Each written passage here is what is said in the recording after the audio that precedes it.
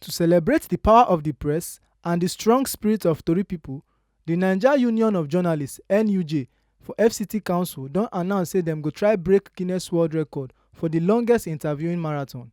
Dem name the event "Naija Our Strength" and e go shele from April 17th to April 20th, 2025 for Haro Park Golf Club, Central Business District, Abuja. For one tok-tok section wey dem do before the event, media advocate and event convener Livinus Chibuike Victor come talk say Tori pipo dey plan big role for transparency, dey hold power to account, and dey give voice to pipo wey no get voice. Victor come also yarn say the 72-hour interview marathon na part of the celebration for World Press Freedom Day, and e go shine light on how Tori pipo dey help build better democratic society. E come talk say no be only to break record dem wan do, but say the initiative na chance to think deep, advocate, and chook mouth for the importance of press freedom and better welfare for pipo wey dey do the media work. Essential role in promoting transparency, challenging power, and giving voice to the voiceless.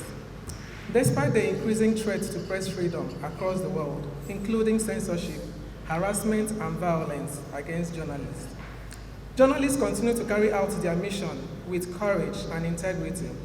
As misinformation spreads and trust in the institution wavers, professional journalism remains a vital defense against disinformation and manipulation. This press release underscores a call to protect press freedom, invest in quality journalism, stop the harassment of journalists, and recognize the indispensable role of journalists in fostering open societies. Comrade Grace Ike, wey be chairperson of NUJ FCT Council, come also chook mouth for the event. She say the media world dey change fast, and even though technology don open new ways to tell story and connect with people, e still bring wahala like fake news, and people now no trust wetin Tori pipo dey talk again. She also talk say press freedom no be privilege, but na one of the strong pillar wey hold democracy, and say to protect am, everybody, Tori pipo, government pipo, and the public need to join body do am.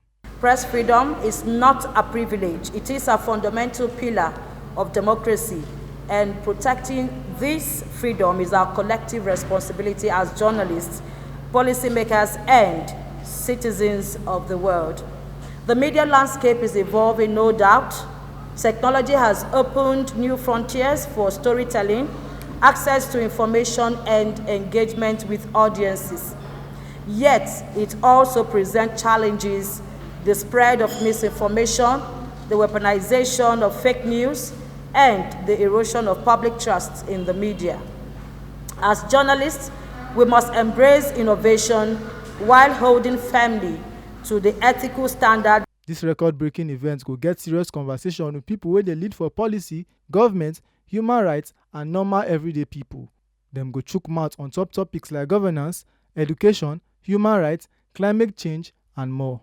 NUJ FCT Council dey hope say this event go ginger more protection for Tori pipo and bring back strong commitment to do journalism wey get sense, truth, and integrity. Make una no forget say as we see am, na so we dey talk am.